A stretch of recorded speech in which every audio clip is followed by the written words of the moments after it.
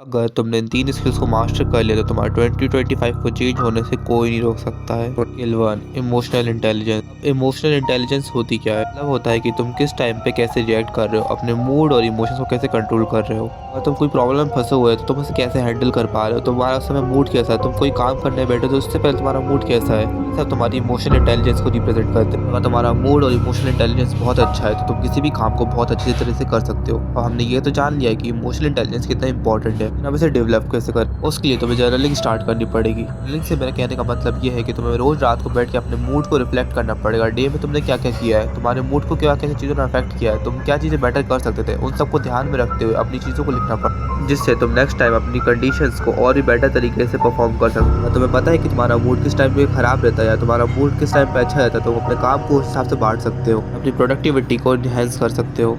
तुमने emotional intelligence के बारे में तो जान लिया कि इमोशनल इंटेलिजेंस होती क्या है, लेकिन अगर तुम अपना काम कर ही नहीं पा रहे तो उन सब चीज़ों का कुछ फायदा नहीं है। इसलिए हमारी सेकंड स्किल आती है टाइम मैनेजमेंट। बताने की जरूरत नहीं कि टाइम मैनेजमेंट कितनी इंपॉर्टेंट स्किल है। यही एक चीज़ है जो एक लूजर और एक विनर को अलग करती है। हर एक लूजर और एक विनर के पास 24 घंटे होते हैं, लेकिन जो उसको परफेक्ट तरीके से यूज़ करता है वो उसमें डिफरेंस लाता है। लूजर अपने टाइम को रील्स और बाकी सारे फालतू काम में वेस्ट कर देता है, जबकि एक विनर टाइम में कुछ सीख कर अपने पैसे कमाने और अपने आप को इम्प्रूव करने में लगा देता। तुम्हारी है कि तुम्हें अपने 24 घंटे को वेस्ट करना है कि यूटिलाइज।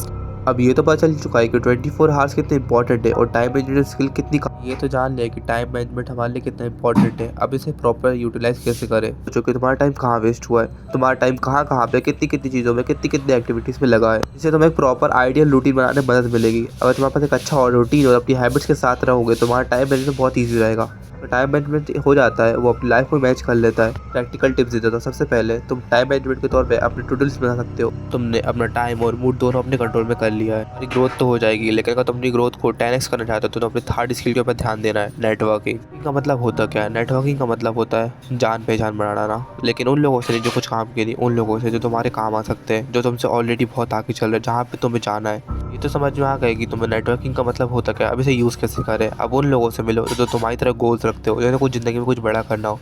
लोगों को पकड़ो और साथ लेके चलो। अब जब तुम्हें कोई भी प्रॉब्लम होगी तो तुम्हारी उनसे मदद हो सकती है। तुम्हें ये तो बता दिया कि नेटवर्किंग के फ़ायदे क्या होते हैं, लेकिन इसे बढ़ाए कैसे? इसके लिए तुम्हें सबसे पहले लोगों से बात करना चालू करनी पड़ेगी। लिंक्डइन पे, इंस्टाग्राम पे, कहीं पे भी अपने मेंटर्स को ढूंढो, लोगों से बात करो। वैल्यू प्रोवाइड करने के साथ वैल्यू लेना भी सीखो लोगों से, क्योंकि आगे बढ़ने के लिए वैल्यू लेना बहुत ज़रूरी है। कल में अगर तुमने 3 स्किल्स को मास्टर कर चुका है, यानी कि तुम 99% लोगों से ऑलरेडी आगे बढ़ चुके हो। इस वीडियो के लिए सिर्फ इतना ही। बाकी नेक्स्ट वीडियो में तुम्हारे और भी अच्छी चीज़ें बताने वाला हूँ। जब तक के लिए सब्सक्राइब कर लो।